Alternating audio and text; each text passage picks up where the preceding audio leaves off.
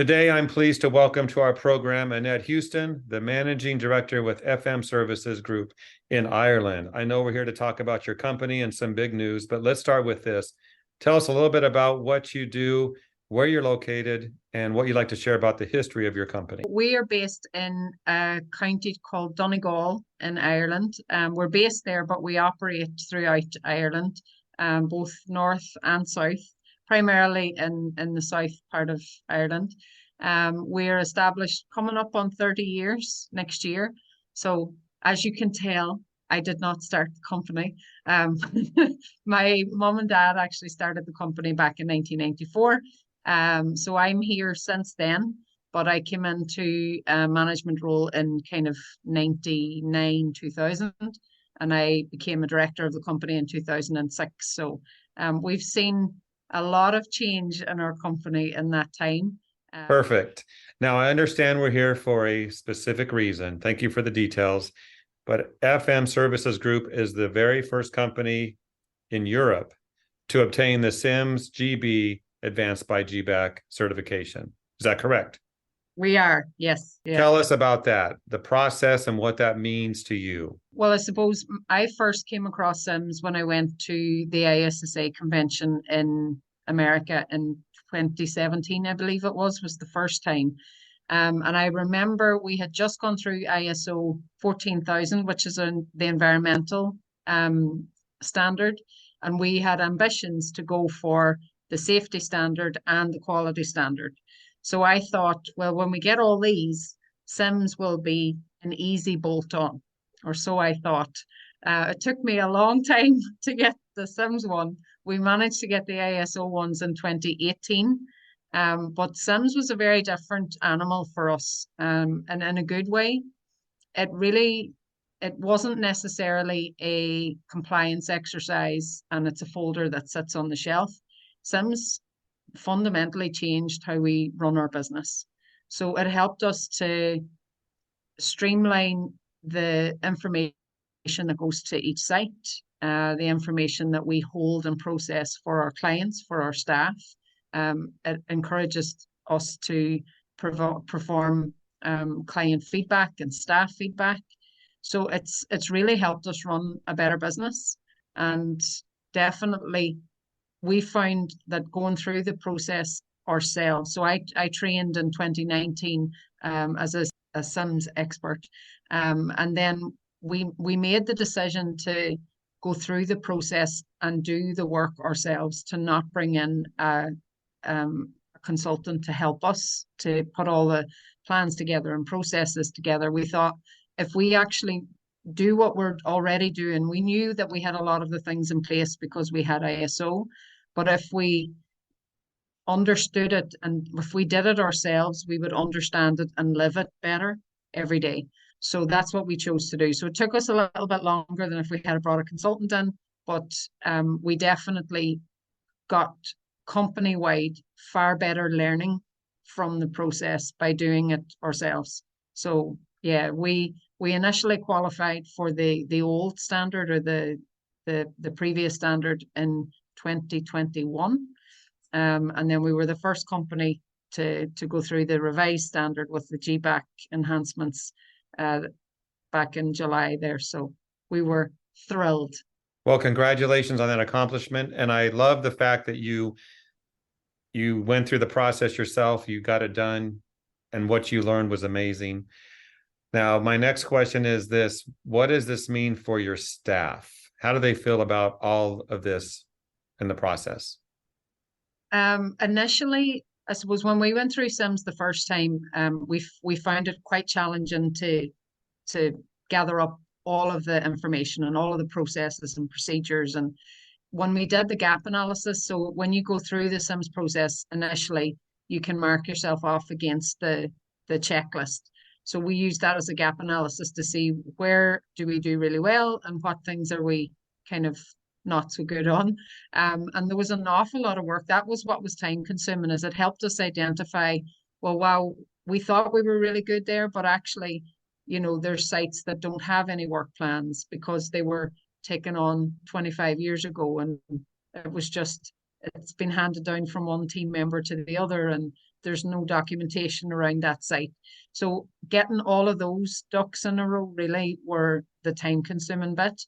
So for the team that were involved, we had quite a large team involved in getting CIMS the first time round. They probably wanted to string me up, if I'm being honest, because they were That's like, what I why are wanted. you doing this?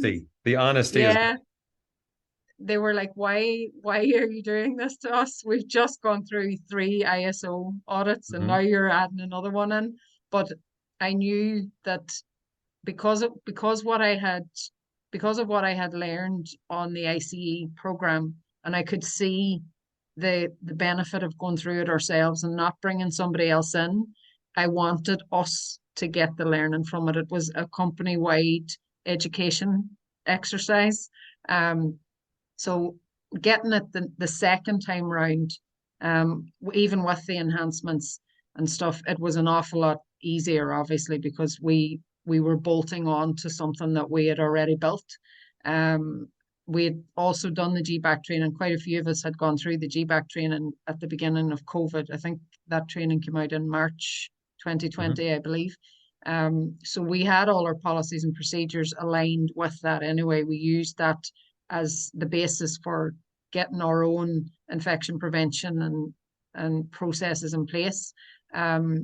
So I they were celebrating as every bit as much as I was at the end of it all. But yeah, they found it challenging.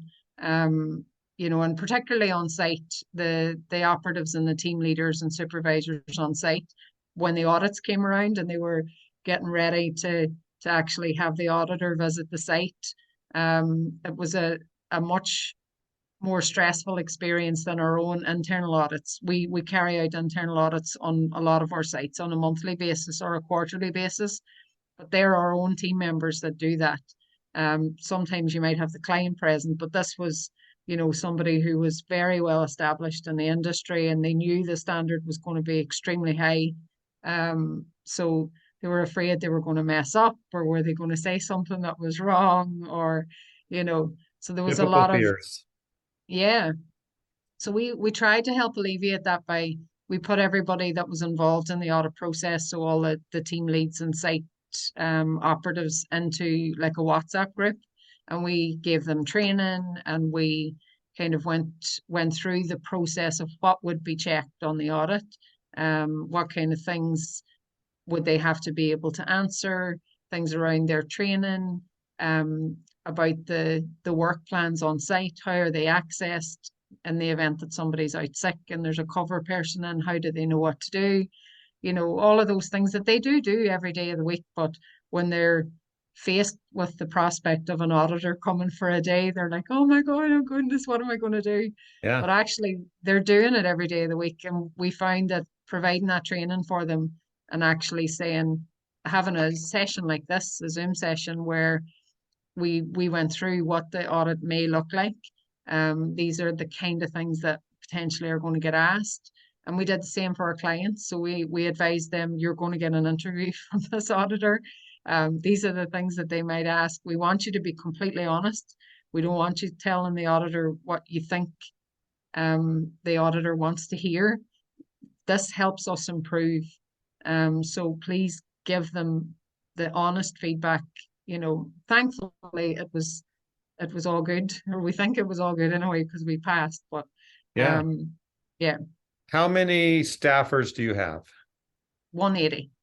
Yeah. So all of them on board, learned the process, they went through the audit system, and your clients, that must have meant a lot to them to know you were doing this, that you were putting your staff through a process and including the clients, getting their feedback. That must really solidify your contracts. It does. I suppose one of the really nice things out of this is the fact that they can display the the green building accreditation as well because they've gone through the audit. They can share in that. That's been something that initially I wasn't aware of, but through the audit process, that has been clarified for us that the buildings that go through the audit process can share that on the site. Since COVID, there's been a reluctance in some parts for people to come back to the office full time, and companies are doing everything that they can to try and encourage people to come back in, to enhance people's sense of safety when they come back on site. So being able to ensure and rubber stamp for our big buildings that they have a contractor on site that's doing everything safely, that's working to these globally recognized standards, and that their buildings are exceptionally clean and exceptionally safe.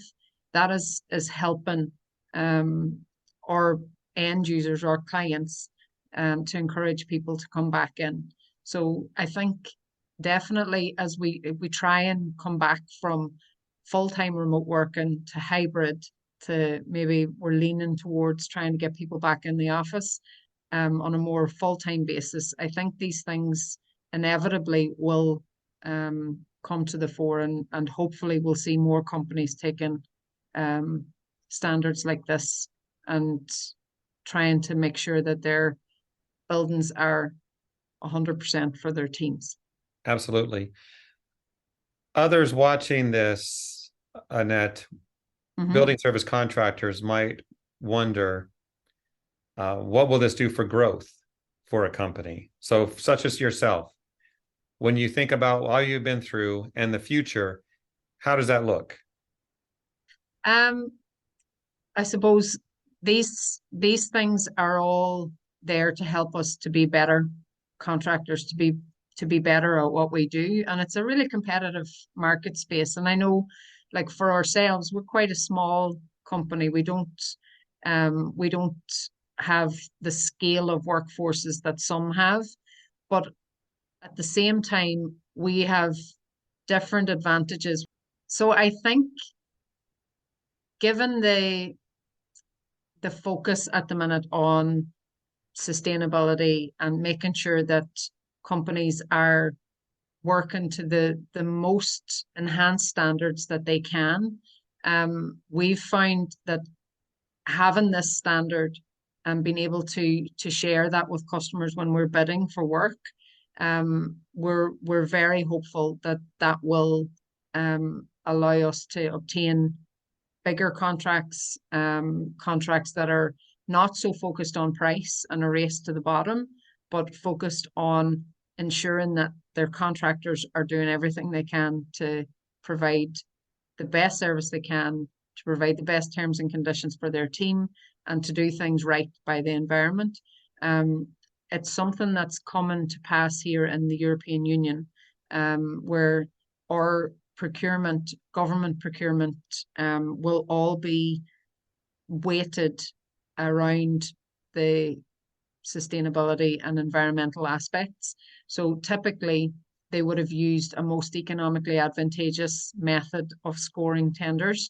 So that would have been price, service delivery, etc. Now there's up to a 30% weighting in some circumstances for sustainability. So things like having our green building or CIMS green building accreditation goes a huge way to actually achieving those maximum marks of 30%. And that has a huge impact on the type of work that we can win, because you're winning work that's aligned with the company values. We don't necessarily want to be the largest employer out there, but we want to provide the best terms and conditions for our team. We want to provide the best service we can for our sites, and we want to keep our buildings and the occupants of those buildings as safe as we can. And that's, I suppose, that's our values and our culture. And CIMS definitely aligns with that, and it helps us to achieve that on a consistent basis. What would you like to see next from your CIMS certification?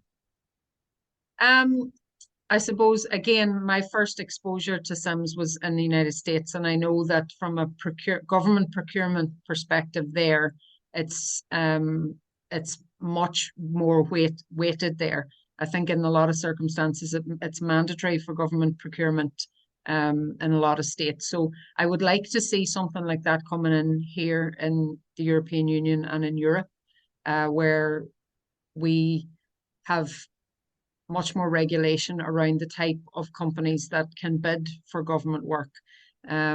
We often see and wonder when we watch companies getting awarded work, how did that happen, or why did we not get that work, etc. So it would be great to see like an internationally recognized standard across the sector, where there's a minimum requirement for people to be able to bid for large work.